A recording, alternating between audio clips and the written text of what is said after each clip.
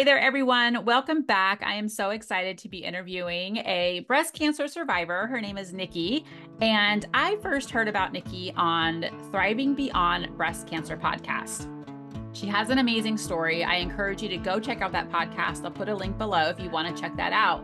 But there was so much more to Nikki's story that she wanted to talk about. And it's sometimes hard, I think, when you're on the spot also. We probably would agree with that, Nikki, when you're on the spot answering questions and there's like so much more like to talk about and you just kind of forget about it. So I figured this is almost like a continuation of that conversation, but we can still talk about your story, why you wanted to share your story, why you felt that was important for other people to hear, because I think a lot of people could also relate to certain aspects. When we talk about body image, when we talk about body dysmorphia, some of the things you had to struggle with, and then on top of that, you get a breast cancer diagnosis.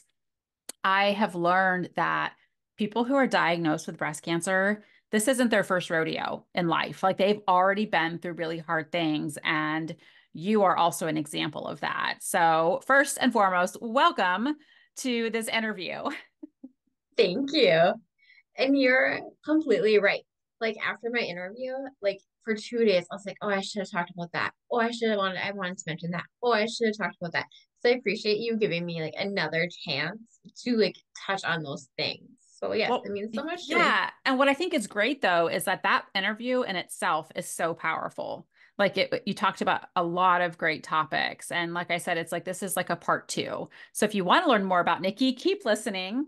We're going to get to know you a little bit more, a little better. So why don't you tell our viewers a bit about you, where you're from, and your story as it relates to breast cancer also? Yeah. So I'm Nikki. I'm 38. I'm from Wisconsin in Oshkosh. I'm a mom of two boys who are 9 and 5. I work as a school nurse and I'm currently going back to finish my RN. Yay. Yeah, it's been a journey. Um, so as far as my breast cancer journey goes, I've always been a runner. And that started after I had my first child because running is how I dealt with postpartum depression. But that also running and having postpartum depression it triggered eating disorder for me of having anorexia So because postpartum depression from having children. So you would run to help manage that. And yep, then you had the anorexia before the, I've always had like a disordered eating, but once I gave birth to my first child, and like everybody in society says you need to go back to your pre-baby body. oh Like my they give no gosh. women grace. Oh my, you're right. You're right. I mean, like that's what people look at, especially in Mhm. celebrities. Look at their Yes, post-baby body, yes. and then it's like, then you have this like bar set as if Hmm. that was real and it's not real. Yeah, and I had a postpartum depression that never went like I never saw anyone. I just kind of kept bottling it up. So I would run, and that's how I just dealt with everything. And then I received treatments for my anorexia when Garrett's was around 1, like 9 months to 1, because it just had gotten so out of control. And then they had really worked with me with my body dysmorphia. How did you know you had body dysmorphia? Because when I look in the mirror, even to this day, I do not see what you see. Hmm. Like I'll never forget this thing in my program. They had me draw on a big sheet of paper of what I thought I looked like. Hmm. And I'm not even kidding you, like I drew like the Michelin man. Wow. And then they have you lay in the side what you draw and they actually trace your body to show you the difference. Huh. Yeah, Were you surprised? I was because I didn't think it was that bad. Yeah. So you've dealt with postpartum depression, Hmm. anorexia, Hmm. body dysmorphia, and then it's like, hey, now I have breast cancer. Talk a little bit Yeah. about how you found out, 'cause I think that part is also very interesting of your story. Yeah. So once I was not healed because you never healed from having anorexia, once I learned my coping mechanisms and like triggers and all that, um, COVID hit. Mm. So being a first time ever stay at home mom and having to So my first child was 4, and my second one was almost, he had just turned 2 during like the beginning of COVID. So the three of us would run every day. I'd run, push the baby. My oldest would ride his bike. We always did at least a mile. And I was very large chested. So I had horrible back pain and neck pain, and I always wanted to get a breast reduction. Well, finally, I was like, enough. Like, school's not starting up again yet. I'm just gonna go ahead and do the reduction. And my plastic surgeon said it's fine for you to do the reduction because your genetic screening showed negative family, like negative for that. So we don't need to do any additional screening. He's like, it's a 1 in 500 chance that we'll find breast cancer, but I have to tell you it is a chance. And I was like, oh yeah, no worries, not worried about it. Went to my post-op and they told me I had large amounts of DCIS. Oh my gosh. So when you do the breast reduction, they're taking the tissue and sending it to pathology. Correct. Is Yep, that, they did. do you know if that's for everybody? Like anyone who has a breast reduction, are they getting this pathology done? Yes, because anytime a provider in surgery moves something from your body, they have to send it to pathology. Did not know that. Okay. Interesting. So that's how you found out. Correct. What was your staging? I was DCIS. So I Okay. was stage 0. Stage 0, DCIS. But you said it was a lot, right? Like there were like a lot of the DCIS in different spots or no? So it was all in my right breast. They could not Okay. tell me how much was removed during the reduction. When I had my bilateral mastectomy 3 weeks later, they removed an additional 8 centimeters. So in Wow. total, they think it was between 12 to 14 centimeters. Whoa. Okay. So you had the breast reduction. You got the pathology. How much later? Like, was that like a week? Yeah. Okay. 3 weeks later, you're in having a double mastectomy. Hmm. Oh my gosh. That is like a whirlwind happening in a very short period of time. Yes. Um, so you didn't have to do chemo, I take it. No, no chemo, no radiation. No radiation because of the staging. Um, what reconstruction did you go with? And how did that play a part into your body image? So I went with the mastectomy to expanders to implants. Okay. The expanders were horrible. If anybody's ever had them, they know like they're just painful, they're awkward. And then they put in my implants. The first set of implants I had, one contracted right away and the other one displaced. Hmm. So Okay. I walked around in pain from the contraction and just like never feeling comfortable in my clothing again because I went from being very large chested to being smaller chested to now having like things just look even more off. It sounds like you had the breast reduction because you're self-conscious, I would imagine as well, and your back was hurting with Yeah. them. Maybe I made up the self-conscious or I heard that from the other podcast. I don't remember, but you were very like, don't look at my chest. No, I hated my chest. Like I'm Okay. talking multiple layers to hide it. So it wasn't so much like being the small chested, like I loved the size. It was the fact that like they just they were scarred. I Hmm. wasn't allowed to even consider keeping nipples because of like the closeness of surgery that like they wouldn't have lived. Hmm. And then like just how uncomfortable like they made me feel, like the pain and like just having Yeah. this and like I would lay flat and like the one that displays like you could see like the ribs and everything. Wow.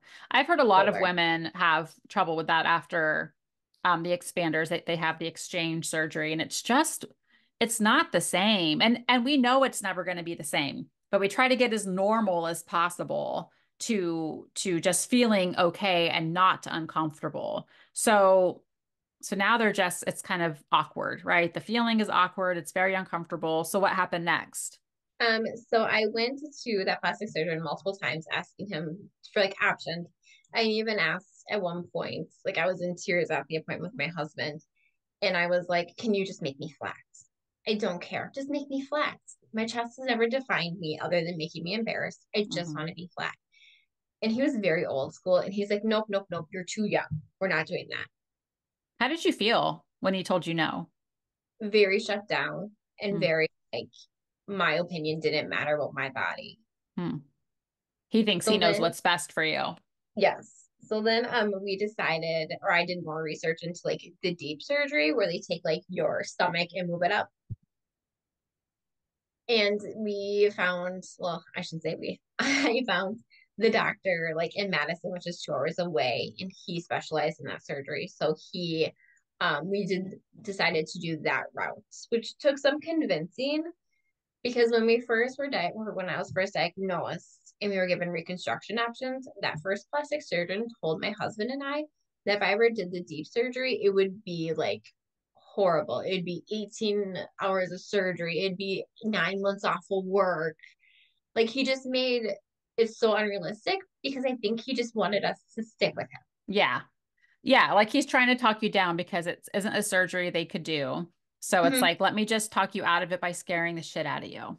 Yeah, that's pretty much what he did to me. And I will never, I went to my husband, I'm like, I'm so frustrated because like I went through all of this stuff when if we would have known all of the facts and it wasn't so rushed after diagnosis, that like we probably just would have done the mastectomy and deep surgery all in one. Yeah, it would have been longer, but like it would have saved me 2 surgeries. Yeah. Yeah. So yes, I had the deep surgery in 2021. My body was doing fine with that. And then I work out. That's just how I manage my mental health and everything. And I'm learning to manage it better and not obsessively work out and accept Okay. days I have to miss. So with that, my body really absorbed a lot of the fat in my chest because it's stomach fat. Right. So here you So are working out and you're burning fat, and also you're burning fat in your chest. yes, and with how much fat I was burning, like everything was starting to rub a lot, like on my muscles because they were so chewed up from the mastectomy. That my new plastic surgeon, she decided that'd be best to put implants underneath the muscle just to kind of give a little bit more leeway. And then also, once again, like that self-conscious part comes in where like I had horrible like concaving. Like when I Mm. would bend forward without the implants, like you would see like the ripples of the muscle, you would see everything. And like I couldn't even fill out a swimsuit at that point. Wow. Yeah, like it would be full on the bottom, like really like just flat on top. It was just I really struggled. How are you managing all of that, going through it? Because it's one thing to talk about it on the other side, but also like in that moment, what were you experiencing? What were the thoughts going on in your head as you were just, your body was changing and not adapting and changing, and what was going on? I couldn't look in the mirror. Mm, Anytime in the mirror or took a shower, I cried. And it's like mm. I had to hide it though, Why? because anytime I said anything to anyone about how I felt or how I looked, I got these comments. Um, well, I have fat, I can donate to you. Oh my gosh, is that not the worst thing people could say? And I take it like they just are ignorant. Yes, they just don't know. They're trying to They be don't funny know. or helpful. Right. But it's like we hear it so much, it's actually not that funny. Yes, Like basically yes. they're putting themselves down for your sake of making you try to feel better. Like, oh, I have enough fat or I have fat. It's like that's like you're calling yourself fat. That's not cool. No, So I struggle with that because not so much like them putting themselves down, but to me, I always feel like they were putting me down. Like, well, because you overwork your body or because you do this or because you can't just be happy with how you look. Now, like, I just always felt like because I took care of myself and tried to be in shape and try to be healthy, mhm. that they're always just like try to put me down or like bring me down a peg. Like, oh, I have enough fat since you don't. Mm. But that's Mhm. also probably plays into like my self confidence and like my body dysmorphia. How do you manage those comments knowing that they don't I don't think people intentionally try to hurt us or Yeah, try to make us feel self-conscious. How do you manage that the comments people say based on how it made you feel? I make jokes. Is that healthy? No, I'm getting better at learning to speak up for myself And the people who have made those comments in the past, I've now gone back to them and been like, when you make these comments to me, it really does affect me. And it's something I can't just shake off. Yeah. And I know like my husband knows when people make comments, like I will just get very quiet and I like go into myself. And then he'll be like, are you ready to go? And I'm like, yeah, like comments were made and I'm checked out now. Mm-hmm. It's hard to process when it's Mm-hmm. happening in the moment. Yeah. And then we have to reflect like, whoa, did they really just say that? And then you just have that voice in your head, their voice in your head, repeating it constantly. So you had comments insensitive, not intentional, of course. Um, how, like, give me a tip. Give our viewers a tip. Like, what can we do in those moments when it hurts, but we have to keep going? I think the biggest thing is like if you do not feel comfortable addressing like those comments to that person or that situation that you were in, and let's say you're with like your best friend or your spouse or your partner, have a code word. So when they know comments have been crossed the line, they probably weren't not menace or anything like that, but Mhm. you now cannot get out of your feelings. And Yeah. it's time for you to mentally leave so you can protect yourself. Yeah. I think one of the things you talked about that is extremely hard. And I've learned this year. I have my own podcast where I'm going to talk about relationships and friendships and boundaries and what I've learned this year. Because in order to have good relationships with people, you have to be willing to have difficult conversations or conversations that make you feel uncomfortable. And I feel like that's what you did, like giving that feedback. Hey, when you said this, it didn't feel good. A lot of us, like me, are cowards. I'd rather just like not talk to them again, you know, or Yeah. somehow avoid them because they hurt my feelings. But it takes a lot of courage to have those conversations with people when something does happen that impacts you in a big way. Yeah. And like also like when people make the comments, like when I would mention anything about my body and they'd be like, well, you're healthy and you should be thankful that you didn't have to go through any treatments. You just had to have surgery. I didn't just have to have surgery. I think I've had a total of 11 plus surgeries. I didn't Mm. just have to have surgery. Yeah. I think cancer gives you so much perspective into what we go through that other people just won't know unless they were to go through it themselves. So there's a lot of ignorance in there, a lot of uneducated comments that come from people. Again, they're not ill-intended, but it still hurts. Yes. Um, One of the things I've learned this year is not to take, not, I shouldn't say this year. I previously learned not to take things personally because I know it has nothing to do with me. And Hmm. so for a second, I felt pretty invincible, like no one can hurt me. But that wasn't the case. And that's what I realized this year was like, man, even though I know it's not personal, it's still okay that I hurt because my feelings are real and my feelings are valid. And I think that too, with you is they didn't mean anything like to really hurt your feelings, but it can still hurt. But then we just have to like move through our feelings and find a way out of them because we can't stay stuck in No. that. Yeah. Have you ever been at a point where you felt stuck with it in your feelings when it comes to the body image, the body dysmorphia, or anything like that? Yes, I will say I feel like up until like the past 3 or 4 months, I feel like I was very much stuck. Like could not like I could not look in the mirror. When I did look in the mirror, I did not see what other people were seeing. I saw I felt like I was kind of reverting back to seeing someone who I don't know how to put it, like I was seeing someone who like was overweight. I was seeing someone who just didn't love themselves because of Hmm. all like the trauma that their body went through. Like I would sit there and nitpick every single scar. I would try to find different ways to hide them.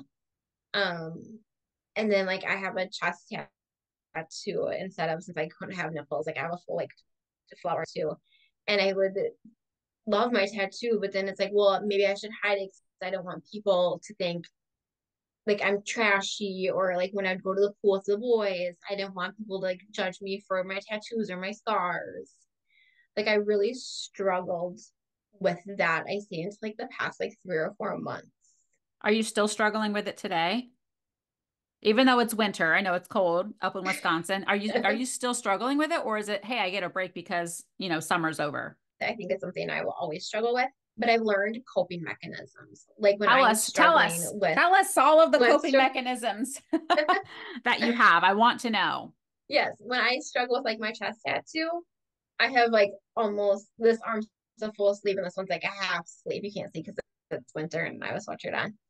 So when I get really self-conscious about my chest tattoo, even though I love it, I will focus then on my other tattoos. My other tattoos bring in my chest tattoo because they're all flowers.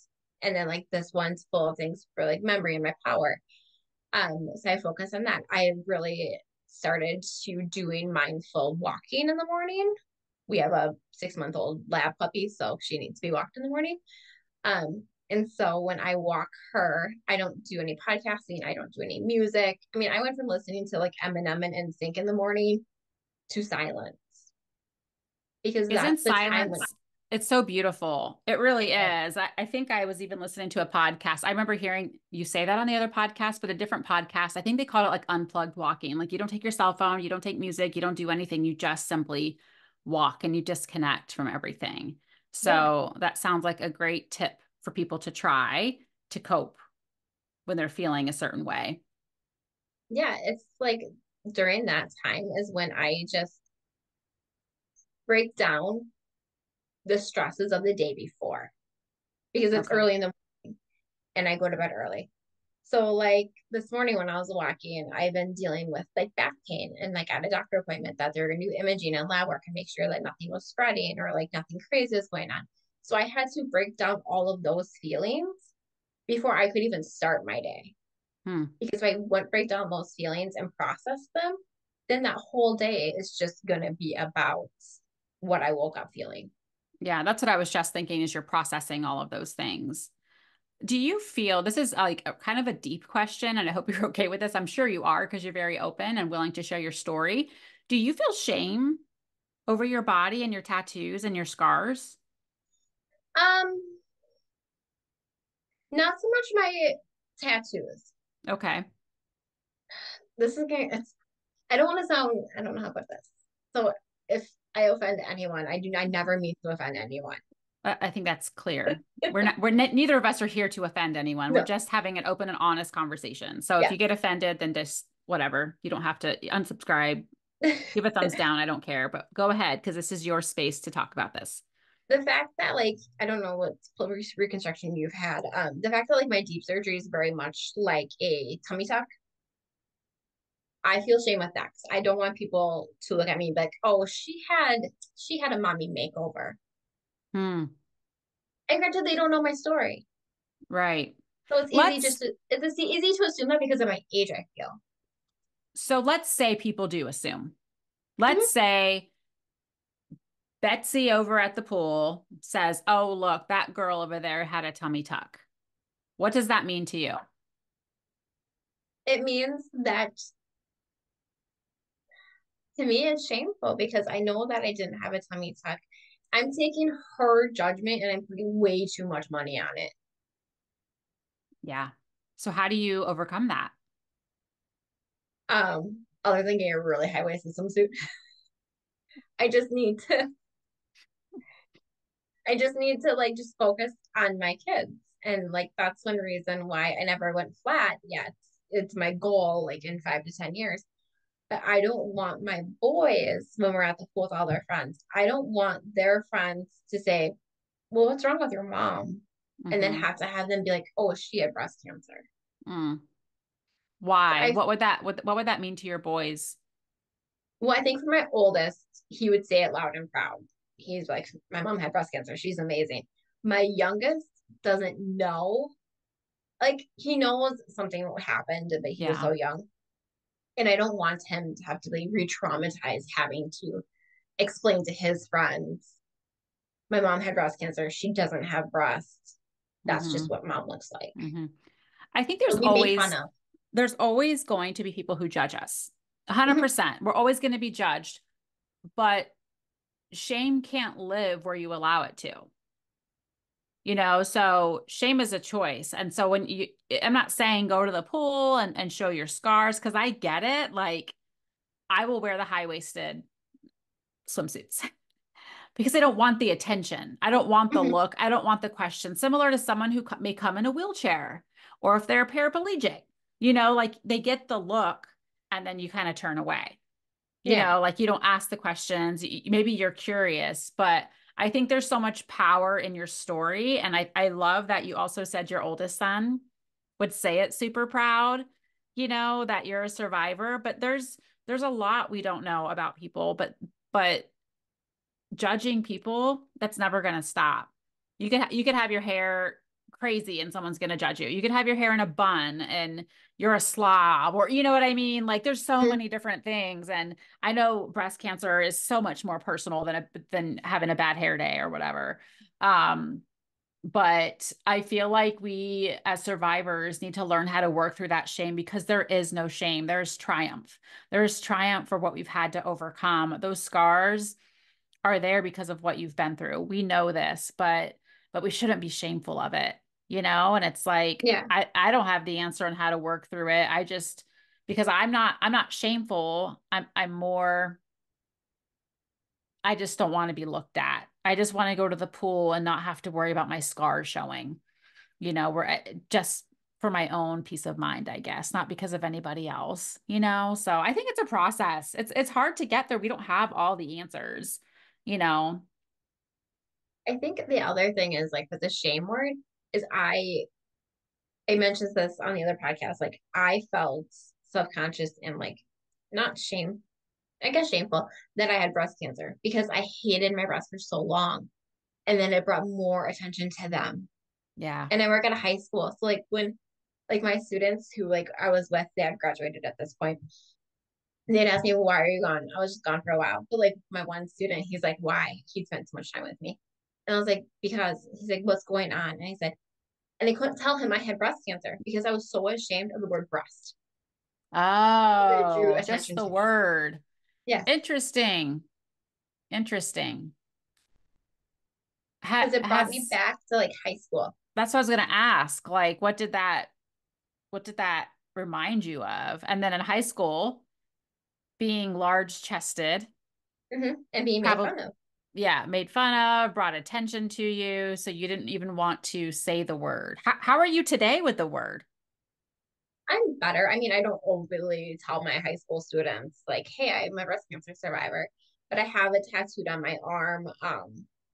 And I'm more like when people say something to me, I'm like, yep, I had breast cancer when I was like 3 years ago and I'm in remission now. And then like, oh, okay. So I'm better about saying it. Hmm. But I also like am not shouting it from the rooftops because Mm. then I have to answer all the questions that go with it and then Yeah. get the Yeah. Yeah. I or the get oh, you're that. so young. Oh, yeah. True, true. Like all the same things people say. Yes, yes, yes. Yep. What advice would you give our viewers on managing body image during and after cancer? Managing body image during cancer. I think the best advice I could give to someone, and I really wish I would have followed this advice, is getting into counseling, Mm, getting into therapy. If you're not able to because of insurance, financial, not have the resources around you, then learn to journal all of your feelings or have that person you can unload everything to, but not so much where that person is carrying your weight. like your partner, possibly. Like, Mm-hmm. you can trust them, maybe talk to them, but maybe this isn't like if you're talking about body image and intimacy, maybe that's Yeah. not the person to talk to yet. If you want to Yes. work through some feelings and some thoughts, to have that confidant to talk to. Yes. But I think the biggest thing with body image is you just have to remember that that mirror or reflection in the window, what you are seeing, 99% chance that is not what is looking back at you. Hmm. Like I have gotten to the point where like with the mirror and like scales, like yes, I look in the mirror to make sure like my clothes match, but I'm not looking in the mirror and like dissecting every single part of my body anymore because Yeah, what I see is not what you see. right. And I feel like when we look in the mirror, we aren't always kind to ourselves. Like we will find things that are wrong, whether it's our eyebrows, our hair, our makeup, our body, our clothes. Like, when is the last time we actually said something like, you look really good? Hey, I look good today. Oh, I feel great. Oh, my makeup looks amazing. Man, I look beautiful. We don't say those things enough. We immediately go to all the things that we feel are wrong with us. And most of those, like you said, aren't true. Yes. Like there was a quote in one of the workout programs that I was doing, and she said, think of like your negative thoughts you tell yourself throughout the day. Now, if that was a friend of yours, would you keep that person as a friend or would you dump them? You would Yeah, probably dump them because they're exhausting and they take your energy. So why do we take our own energy with negativity? exactly. We would not keep that friend around at No. all.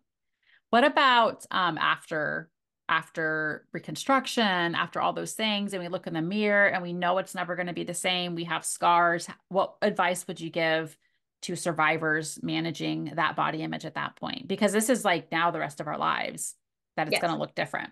Um, Managing body image after reconstruction surgery and cancer. I think it kind of goes with the same thing. Like you have to learn that the mirror is not always going to be your friend, and you have to take your biggest confidence boosting friend shopping with you. And if you're not able to go shopping, then have them come over and go through your closet, your wardrobe, and figure out how you can get things to look best on your new body. It's basically a new body. Like there's no easy way to put it. Hmm. You I wake up. think realizing that you're never going to be the same is really challenging. Like this is it. And I would give my left foot, my right foot for more time on earth with my family. And that's how I have to look at things. Like, what wouldn't I give? Give me all the Yeah. scars, cut off my arm, shave my head. If that means more time, then do it. So I feel like I have to remind myself of that. Like, this is just the suit that I'm in. It's not, who I am. Who I am is who I show up to be every single day. It's not the scars. It's not the body. It's like it's like it's Monica. Like this is me. And take whatever you want. Take my house. Like I just want more time. And Mhm. if this is what it takes to have these scars, it is well worth it. Yes, completely. And like that's the biggest thing. Like when I was diagnosed, like the first thing I thought of is like it wasn't, oh my gosh, I'm gonna lose my brush. Oh my gosh, my body's gonna be changed forever. It's I have two children.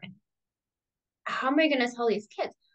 How am I gonna be the mom that I can be for these kids? Like my boys will never judge a woman's body because they don't know what a woman's body is supposed to look like. Like Yeah, that's how I look at it. Like I have my own body images issues that I will work with every single day of my life, but I will never let those kids know that I have body image issues because right.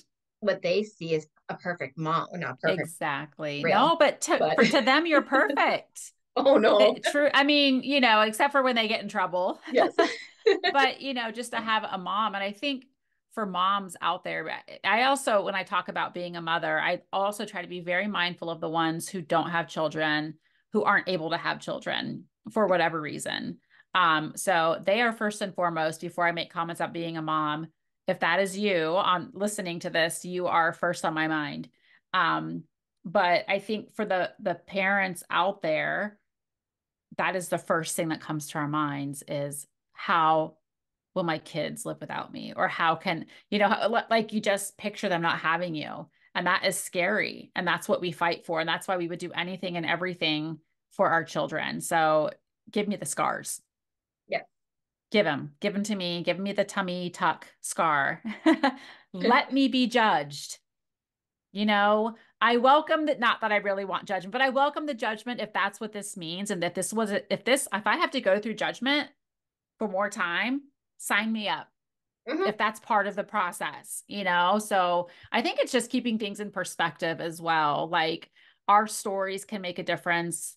Our family that sees our scars, like your sons, my son, um, they're going to make wonderful partners should they choose to be with someone. Yeah. And if they ever get a cancer diagnosis, they are going to know how to support them and how to be there for them. And I think, that cancer is so ugly, but it brings out so many beautiful things. Friendships, hearing you on the podcast with Elisa and Bess was so beautiful. Instagram connecting all of us, you being able to be here today to talk about the body image and dysmorphia. What a beautiful gift. Truly is. Yes. And I said this to my dad when I was first diagnosed and like I had to calm him down. I said there's a reason why I was given breast cancer at this age and also at this time. And I don't know what it is yet, but I can promise you I'm gonna use that to somehow make a change. Yeah. How? That's, yeah. But But I'm that's going where the to. power comes from. That's how Yes. you take your power back from cancer, is when you start to use it for things. And not everybody has to. You can choose to simply do whatever you have to do and move on from it. That's Hmm. okay too. But if your intent is to use your story to help other people, then you are doing it, Nikki. And I am so proud of you. I'm so proud of how much you have overcome to be here today. Not just cancer, the anorexia, body dysmorphia, overcoming things in high school. That wasn't easy at such a young age. I feel like all of this builds up and to make you so much stronger and to be where you're at today. So thank you so much for coming on and sharing your story about body image. I think it's so relatable for so many of our survivors. Well, thank you for having me. I really, like I said, like this is just something I'm super passionate about because it's one thing about like breast cancer that I've learned, like not a lot of women talk about how to relearn to love your new body. Yeah. It's very much survival mode when you're diagnosed with breast cancer. What do I have to do? And then you're left like, well, now what do I do? Who am I? What do I do with this new body? How Yeah. do I navigate life? It's a lot to think about. So, was there anything else you wanted to say that you didn't have a chance to say before? Not that I can think of. I'm Okay. sure things will come to me later. Then you have to just find another podcast. Just get another YouTube channel. No, Nikki, this was wonderful. Again, thank you for sharing your story. Thank you for being open to talking about very personal things like the word breast. And I know it will help others as well with the tips that you've given us. So thank you so much for being here today. Yes, well, thank you so much for having me. I appreciate it. Yep, my pleasure. All right. Bye, Nikki. All right, bye. Bye.